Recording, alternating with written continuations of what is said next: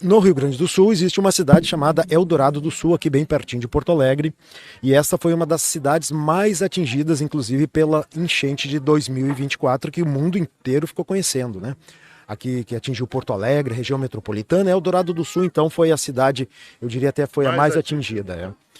E aí, nesta região, está sendo construído ali, está sendo projetado já um data center da empresa Scala Data Center, né? E o nome do projeto é Scala AI City, né? Que seria a cidade dos data centers, segundo eles estão chamando. E aí esse ponto ele precisa ser debatido com a comunidade, não só entre governos e empresário, né? Nesse ponto ele já está sendo encaminhado, né? O governo do estado já recebeu representantes da empresa, já lançaram lá um protocolo de intenções, né? Com isenções de ICMS, coisa e tal. O Matheus vai poder nos explicar melhor isso. E também, mas falta falar com a comunidade, sempre falta falar com a comunidade, é impressionante, né? E é isso que esse relatório se propôs. Então, Matheus, fala para nós um pouquinho sobre o relatório, por gentileza. Na verdade, a gente tem dois relatórios, porque nós recebemos aqui o Conselho Nacional de Direitos Humanos, que tem uma relatoria para a inteligência artificial e fez uma visita à comunidade Eldorado do Sul, esteve em Porto Alegre conversando com especialistas também, construindo uma análise preliminar sobre esse tema. E eu conduzi na Assembleia Legislativa uma subcomissão a partir da Comissão de Saúde e Meio Ambiente, que fez aí sim uma análise mais geral da vinda dos data centers aqui para o Rio Grande do Sul e o Brasil, numa perspectiva da gente compreender os riscos e as oportunidades que esse empreendimento traz aqui para o nosso estado, né? Buscamos localizar ele dentro do processo global que há hoje, né? Porque tem o boom da inteligência artificial que fez com que os data centers fossem alçados a um outro patamar, né? Data center já existe há décadas. Agora, com a inteligência artificial, tem uma demanda que explodiu. No Brasil, nos últimos 10 anos, a gente teve um crescimento de mais de 600% da presença de data centers em território nacional. E hoje, em escala global, a gente tem um investimento já empregado de 3 trilhões de dólares pelas principais big techs dos Estados Unidos para construir data centers espalhados pelo mundo inteiro. Então isso está localizado numa discussão que é geopolítica, né, porque questão de dados hoje virou um problema de segurança nacional, uma questão que envolve as disputas entre as principais potências globais, né? Tá conectado com a IA, ou seja, envolve aí essa revolução que já atravessa a economia, a questão militar, o modo de vida como um todo, essa tendência cada vez mais aprofundada que a gente tem de uma datificação da vida, né? Tudo absolutamente que a gente faz hoje passa pela produção e necessita ter armazenamento de dados, né? Das conversas no WhatsApp, dos processos educacionais, de trabalho, operações financeiras, o serviço público. Então, tem grandes debates que estão localizados dentro dessa questão e o nosso trabalho na Assembleia Legislativa partiu de duas premissas iniciais. Primeiro, a demanda vai continuar crescendo, né? Então a gente precisa discutir qual modelo que interessa ao Brasil, né? Que tipo de instalação de data centers nós queremos ter no território nacional. E a segunda premissa é que, nesse contexto, né, com o boom da IA, nós sim acreditamos que é necessário fazer um debate sobre essa questão. Será que a humanidade suporta, né, um desenvolvimento em inteligência artificial da forma como está ocorrendo? Será que os usos da IA que a gente está vendo hoje aparecer de maneira mais acabada na questão das guerras são os necessários para o desenvolvimento da humanidade, né? Isso é um debate que nós compreendemos ser necessário, mas ele não passa pelo escopo do nosso relatório, né? Porque a gente está discutindo ali uma questão bem objetiva, que é o que pode acontecer no Rio Grande do Sul e no Brasil de imediato, né? Se a gente simplesmente só aceitar a vinda de multinacionais instalando seus data centers aqui sem ter um plano, né? E aí o debate é propositivo também, né? E é isso que a gente quer provocar hoje com o Rio Grande do Sul e com o país. Bom, qual é a proposição que a gente tem a fazer diante desse tema, né? Só negar, como até alguns estavam fazendo inicialmente, né? Olha, a gente não quer os data centers. Bom, se tu não quer o data center, então inevitavelmente é parar de usar celular, é romper com todo um modo de vida que já está estabelecido.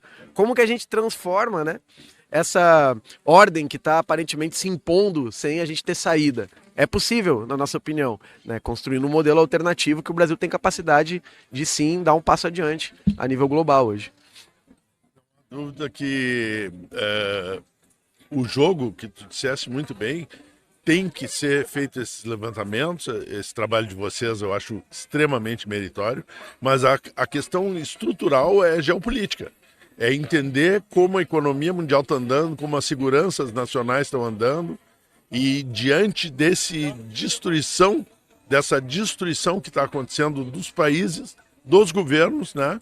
E casualmente as empresas que estão ligadas a essa destruição de governos são as empresas exatamente de informação, né? Então é importante dizer que hoje, né? Só para lançar o começo, é importante que hoje a gente já desconfiou, anos atrás, até os presidentes da República, o primeiro-ministro, estão sendo espionados no mundo.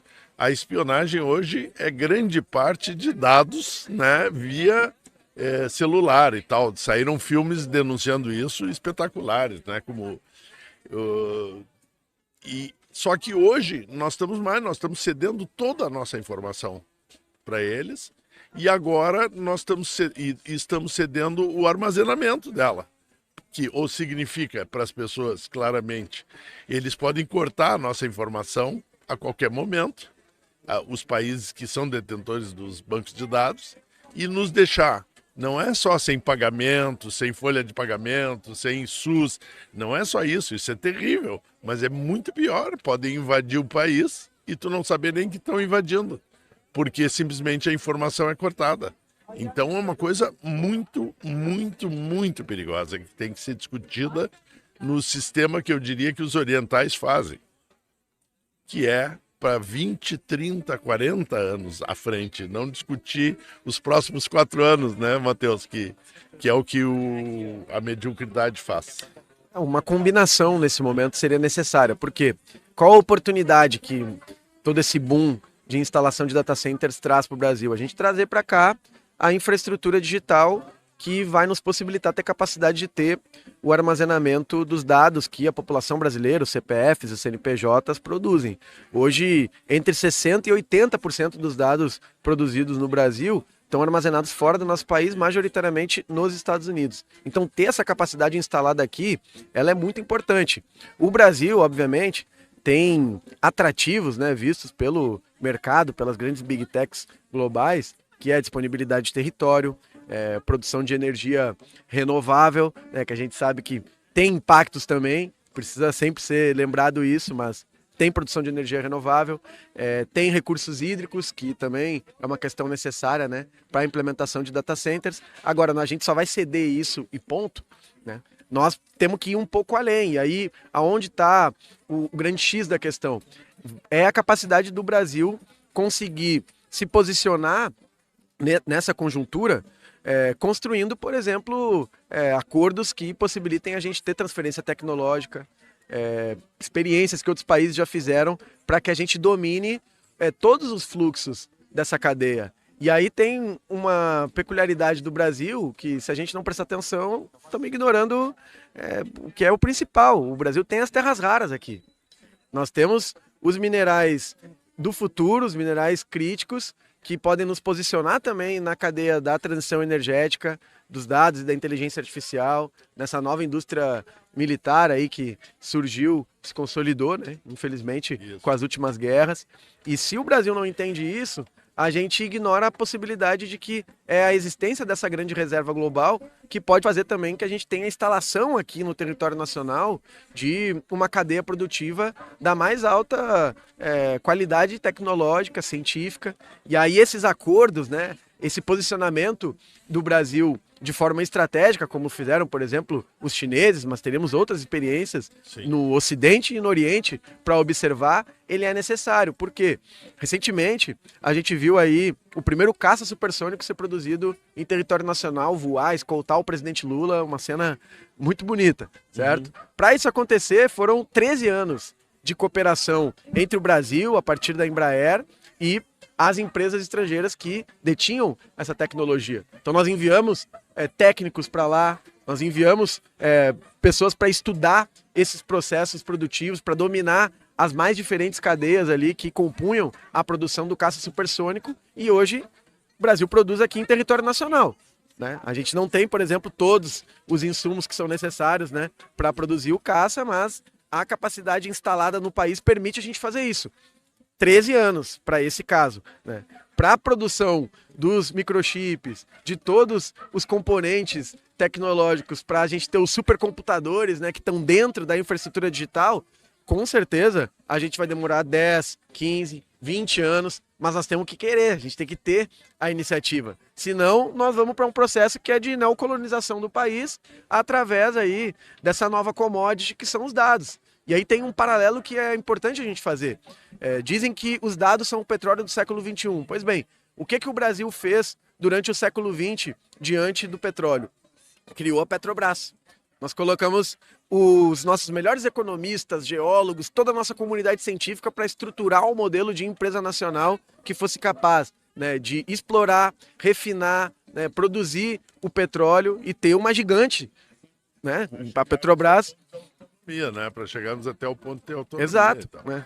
Então, não é a hora também da gente pensar, por exemplo, na criação de uma grande empresa nacional, né, que seja pública, que esteja vinculada aí com toda a nossa cadeia de universidades, de institutos de pesquisa, para lidar com a questão das terras raras?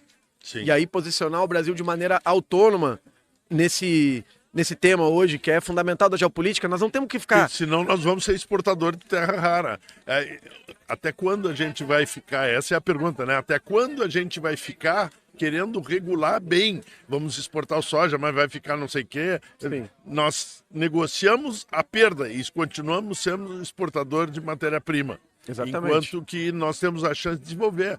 Taiwan, o mundo ficou na mão de Taiwan. Na Covid, os caras pararam de fabricar carro nos Estados Unidos por causa de Taiwan. Esse é um mundo sem segurança, né? Mundo...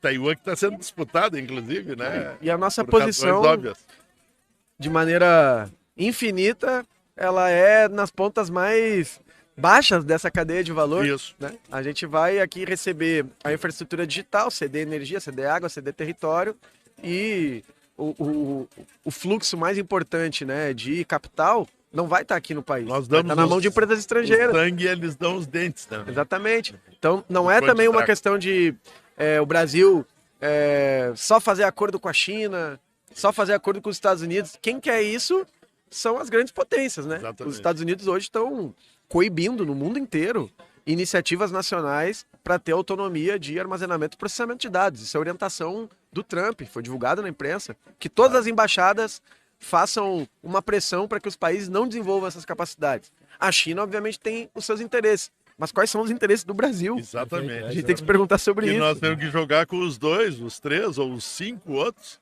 para conseguir construir o nosso plano para os nossos brasileiros. Né? Exatamente. Mas eu queria trazer nesse ponto, Matheus, que tu colocava.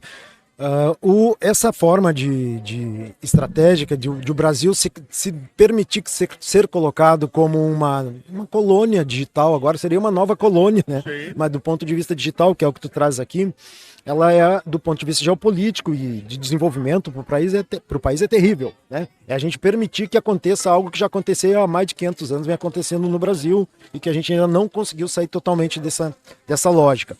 Mas existe um ponto, já que tu falavas de terras raras também, que é assim, a grande quantidade de impacto que tem no meio ambiente para conseguir captar ali, juntar um pouquinho dos metais mesmo que formam as tais terras raras, né? Esses metais valiosos.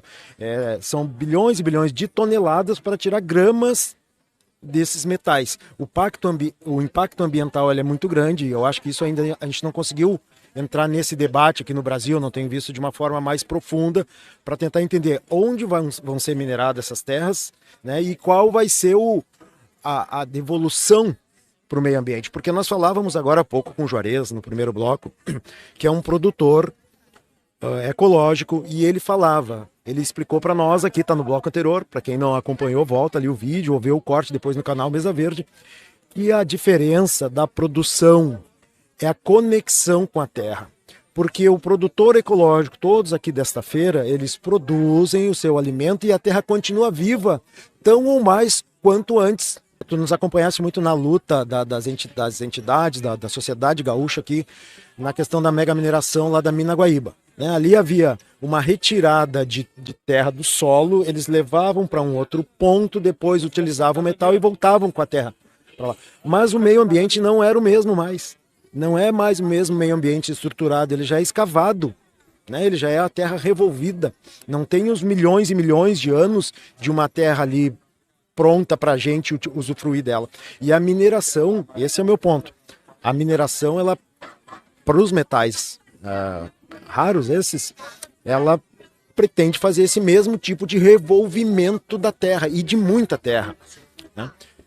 Então eu queria saber se tu já sabe de alguma coisa, de uma preocupação, de algum estudo que estão tendo nessa região, e depois eu queria voltar um pouquinho para Eldorado do Sul, né? Porque senão a gente acaba... Exatamente.